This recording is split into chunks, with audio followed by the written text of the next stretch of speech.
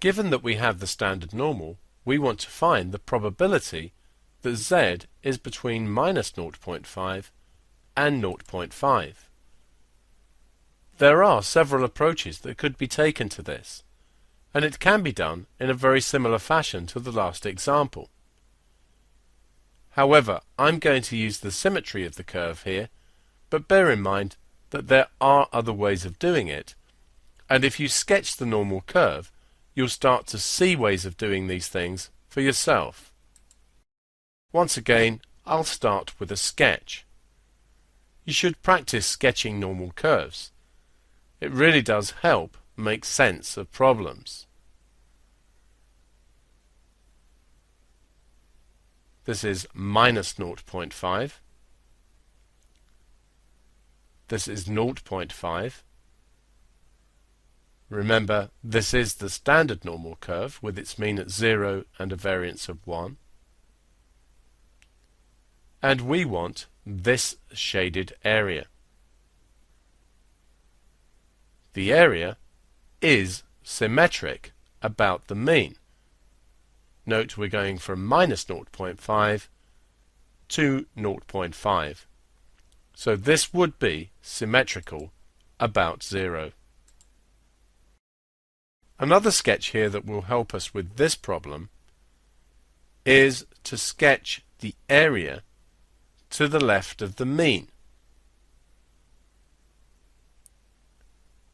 We should know that this shaded area is 0.5.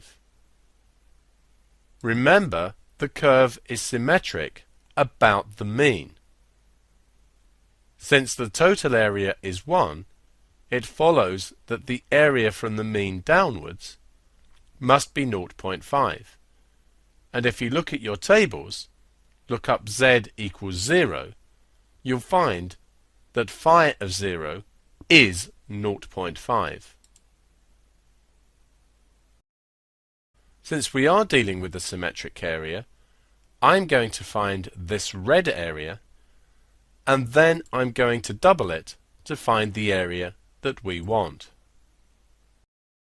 The red area will be phi of 0.5, which is the area from z equals 0.5 all the way back,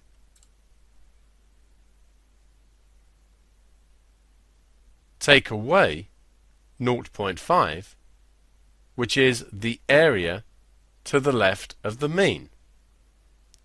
If we double this, we get the area we want.